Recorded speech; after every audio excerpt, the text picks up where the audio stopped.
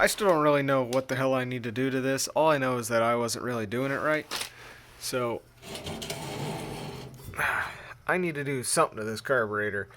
There's always the possibility that this newfangled aftermarket just isn't quite right for this older engine, but I don't really think that's the case. One thing I was definitely doing wrong is I thought I had to adjust the needle valve and then the idle valve and then the throttle, but actually I need to be doing the needle valve, then I need to set this guy to 1200 RPM, then I adjust this until it smooths out, and then I readjust this to 1200 RPM.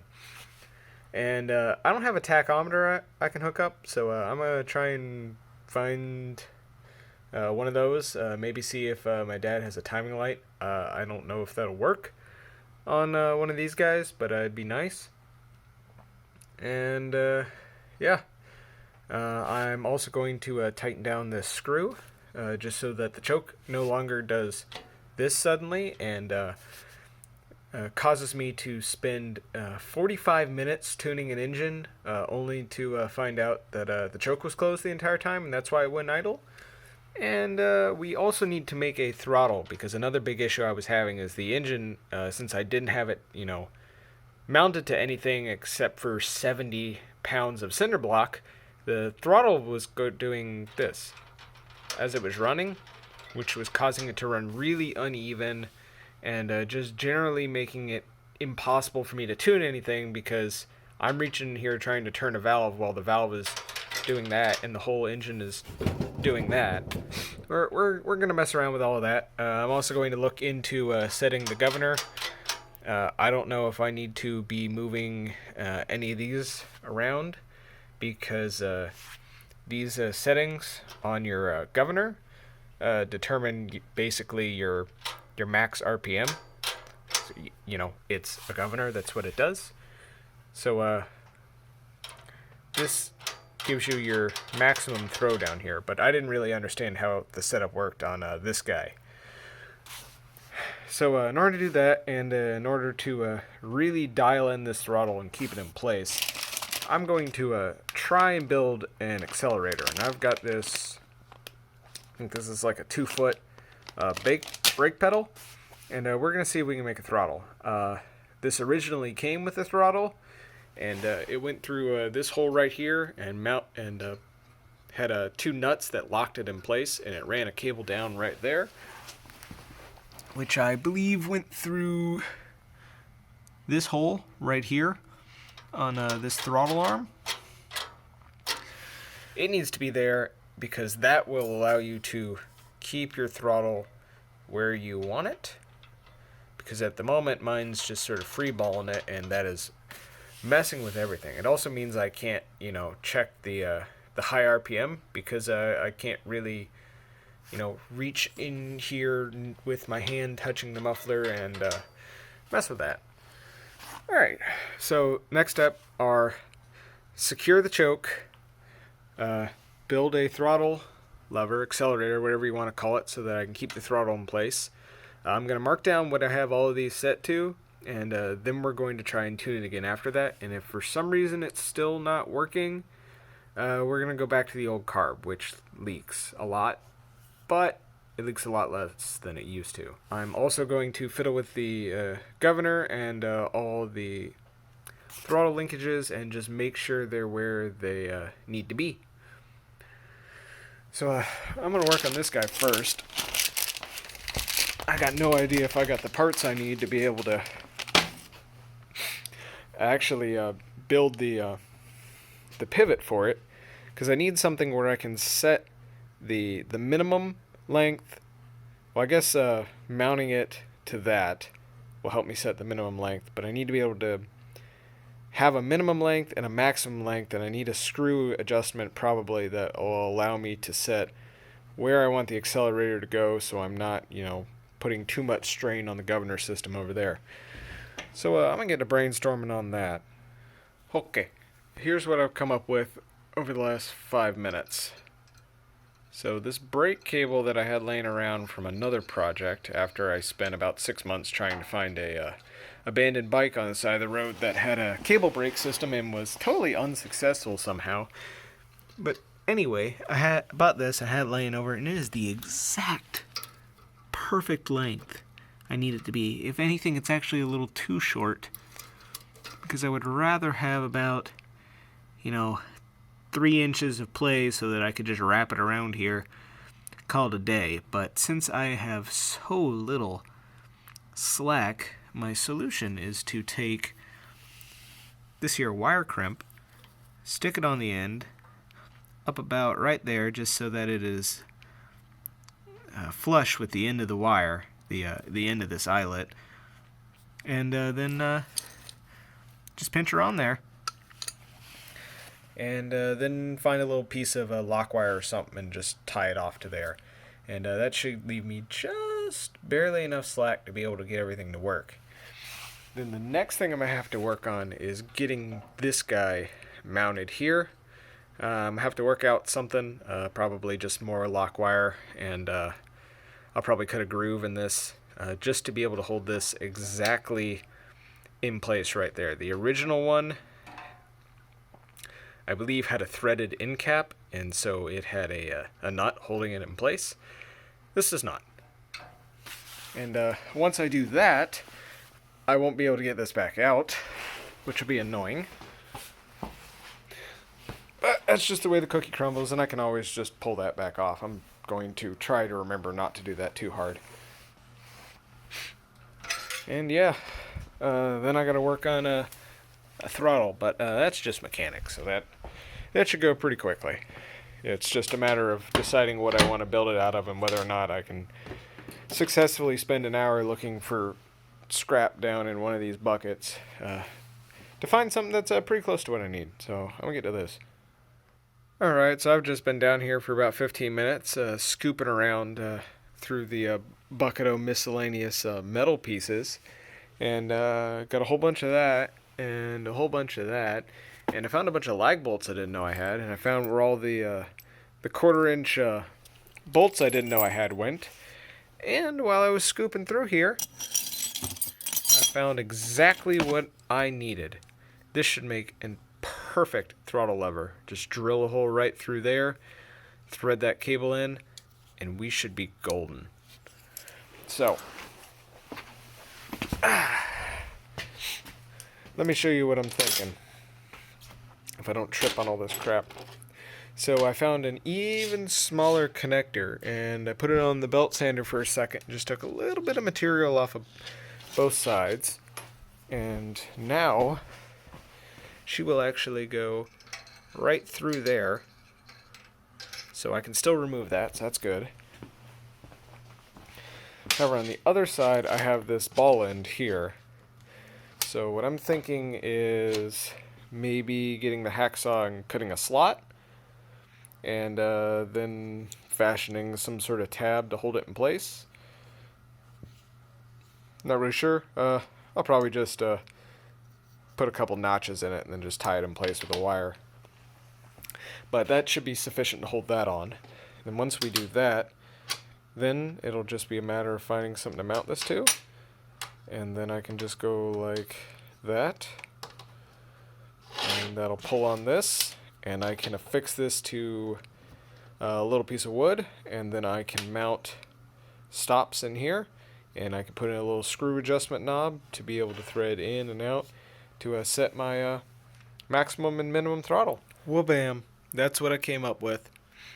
So she's just connected down on here with some lock wire, and that's just got that wired up, the end of the cable wired up through the hole for the governor, and up here the end of the cable over here.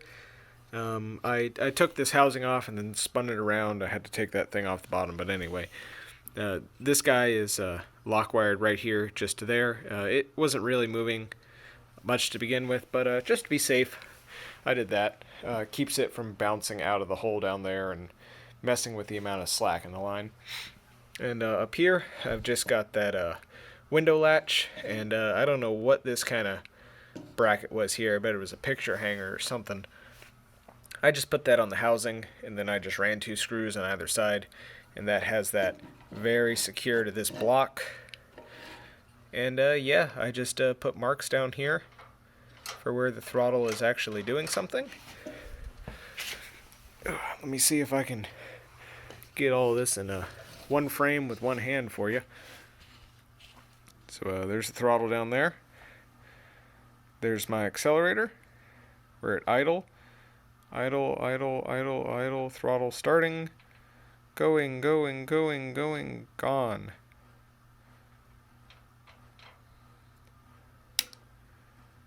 I can just yank on that as far as I want. All that does is lift the governor. Does not actually do anything more. One little problem I have is that this little nub down in here likes to move around, and that kind of messes with stuff. But I'll get over it. But anyway, it's working pretty good. Works well enough. This is kind of irrelevant. Yeah. So I'm gonna work on fine-tuning that. See if I can get some of this stuff to be a little bit more compliant. And then we're gonna move on to tuning eventually.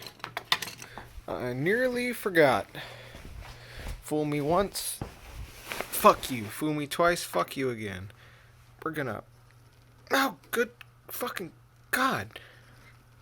Okay, well that doesn't adjust. It's just always gonna be that loose. Huh, I wonder why this has this kind of spring here. Is it just the other way? Oh! That did nothing. Alright, I got some extended lore for you for this generator, as well as the engine. So, I spoke to my uncle. Apparently this generator is World War II surplus. Came off of a tanker truck that my grandfather and my grandfather's brothers purchased to buy diesel in bulk and haul over from Charleston, because they were able to get diesel fuel for like half price by buying it straight from the distributor who was shipping it in from the refinery. So when they bought that tanker, this generator was on it, and they pulled this generator off, and then they bought the motor, and then they built this stand and coupled the motor to this generator, and then they just stuck it in here so that they had it. And yeah, no greater lore to that. So yep, it's just a whole homemade stand, World War II surplus generator, and the motor was assumedly bought fairly new in order to run the generator, so that they had a generator here for whenever the hell they needed it. Alright, so it's been forever since I've worked on this thing. I bought a tachometer, then didn't do anything with it, but I've just come out here and slapped it on there.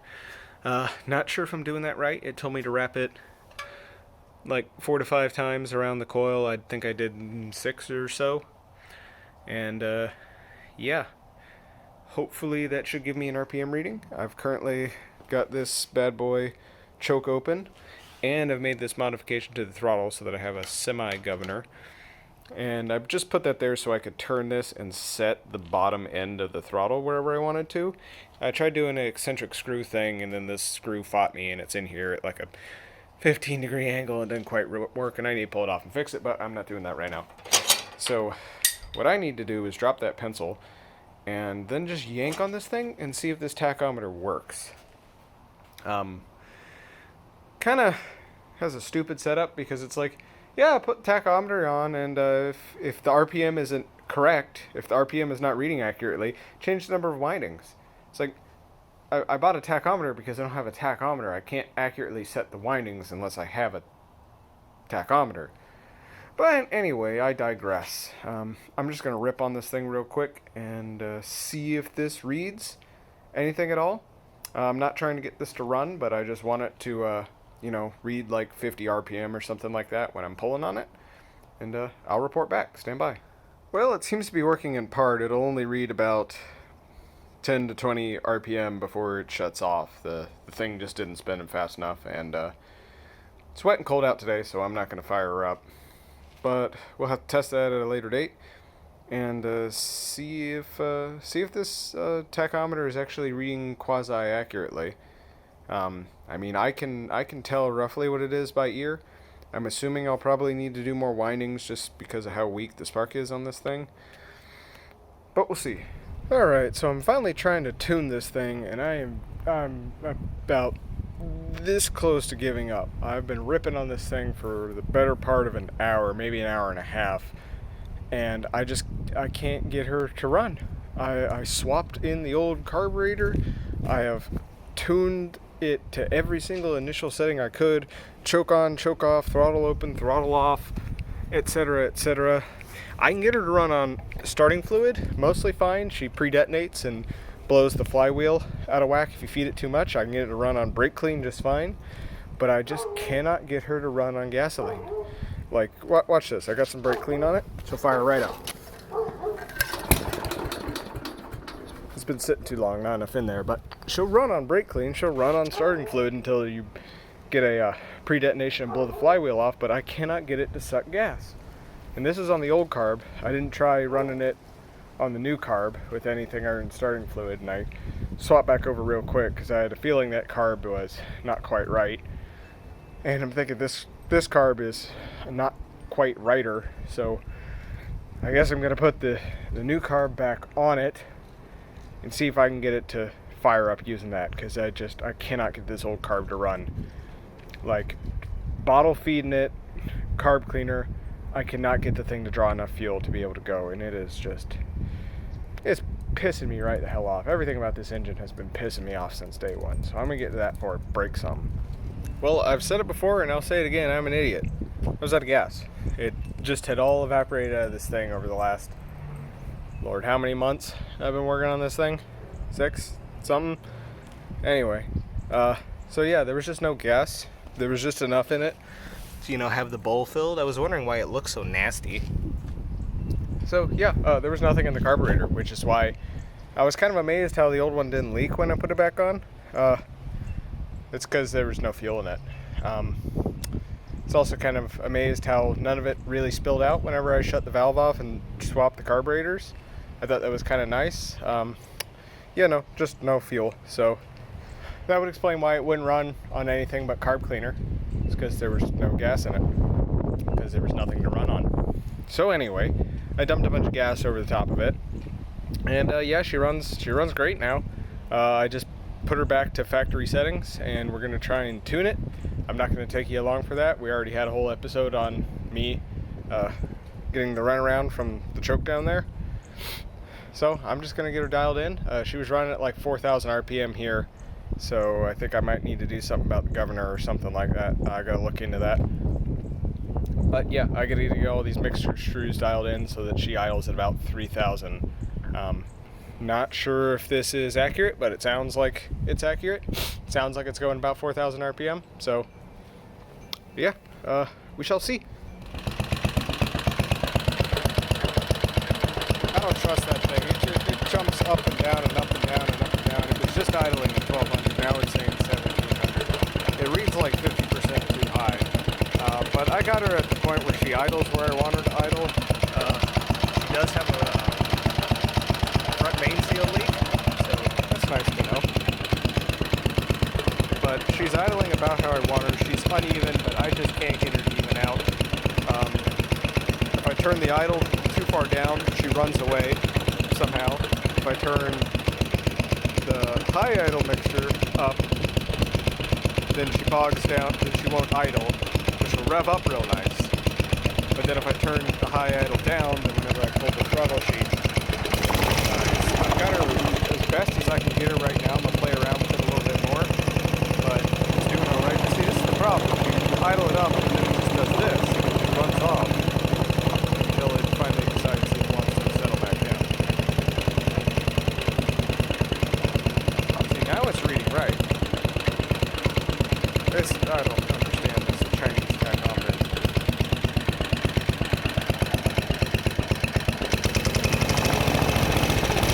I've got the governor where it'll keep it from running away on me. It does not like going above 2,400. It just starts shaking like you see here.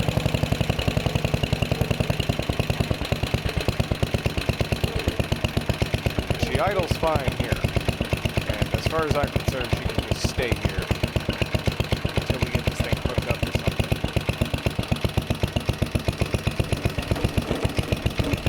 Yeah, she's got plenty of torque, so she just needs a load on her so that I can actually adjust it. But I think now is good.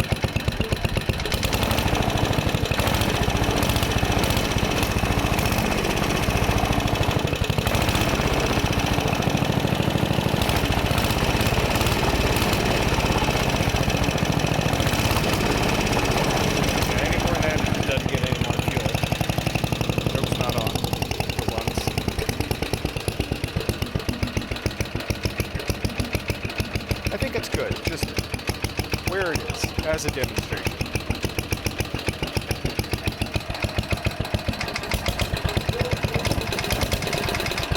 I think she is also 70 years old on top of it.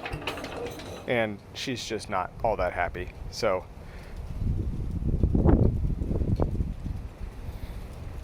It's not terribly hot. I think we're gonna leave her there and call that good for now.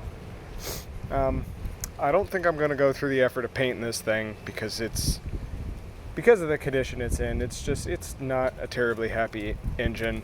And I can't say I have the qualifications to figure out exactly what's wrong with it. Nor do I really have a reason to.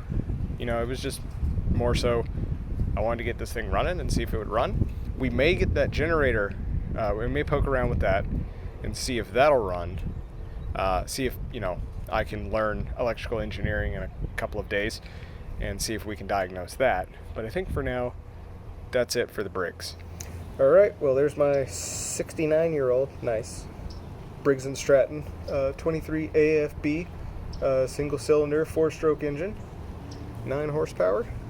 She is running. She ain't running quite right, but she is running. And I think that's going to be the end of this series.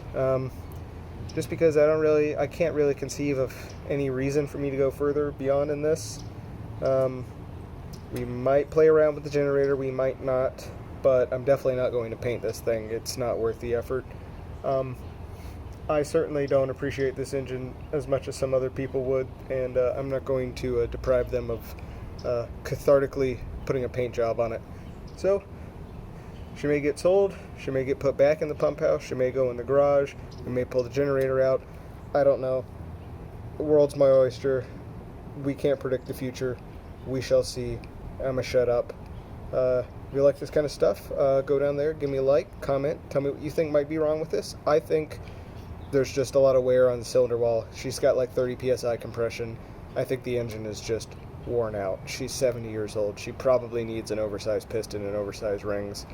And to what end? But as a novelty, I think she's as good as she's going to get for now. Maybe a front main seal. I don't know. I can't get that pulley off the other side, or that sheave coupler, whatever it is. Yeah.